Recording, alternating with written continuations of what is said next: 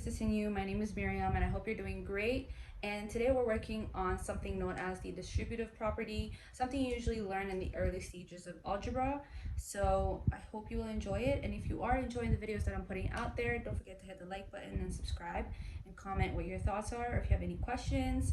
And if you want to reach out to me, you could always do that on Instagram or on my email, and all of that will be found in the description box down below, okay?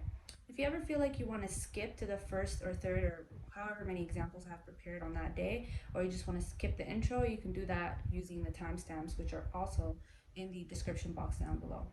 So let's take a look at what we're working with today. So when you're given something that looks like this with a right here on the outside and you have x plus y on the inside and you want to be able to simplify it, you use the distributive property.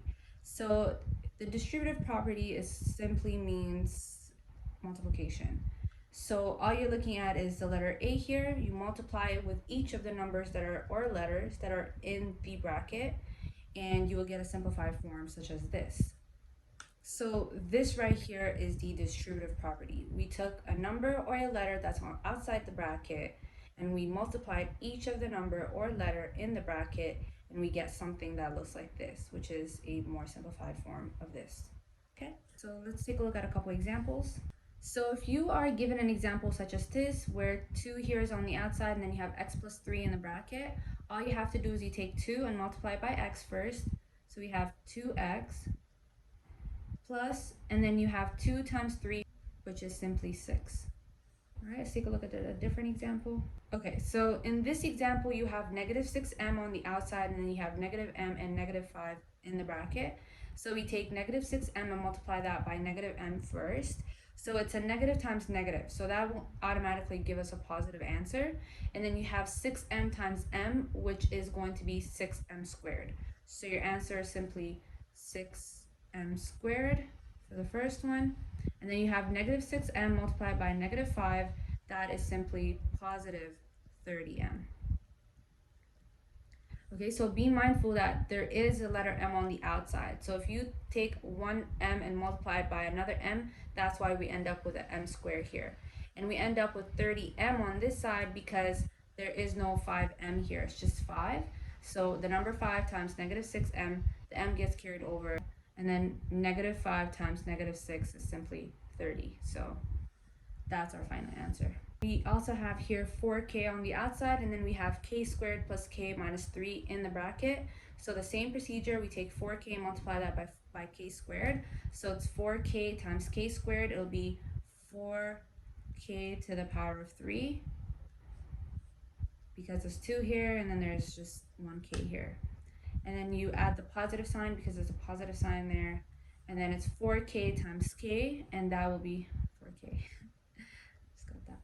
Okay, 4k times k, that will be 4k squared. And then we have 4k times negative 3, that is negative 12k. Right, so very simple. In this example, you have negative 3 on this side, and we have x squared minus 5x plus 2 on this side. Doesn't really matter what side it is, it's multiplication. So we have x squared and multiply by negative 3, it'll give us negative 3x squared. And then we have negative 5x times negative 3, that'll be positive 15x, because negative times negative. And then 5 times 3 is 15, and then the x just carries over. And then you have negative 3 times 2, that is going to be negative 6. Okay, and if you were given a question such as this, where you have 3 here on the outside and you have x plus 1 on this bracket, you have a positive sign here, you have 2, and then you have x plus 5 in the bracket. So we do what we just did earlier. Let's go ahead and use the distributive property to simplify this. We're going to take 3 and multiply it by x first, so we have 3x. And then we take 3 and multiply it by 1. We have, obviously, you keep the positive sign. So 3 times 1 is 3. We have the positive sign here. We write that down. And then positive 2 times x is 2x. Then you have 2 times 5. That would be positive 10. Okay, so you don't leave it like this. You do have to collect like terms to be able to simplify it further. So in this case, our only like terms are 3x and 2x, and then we have 3 and 10.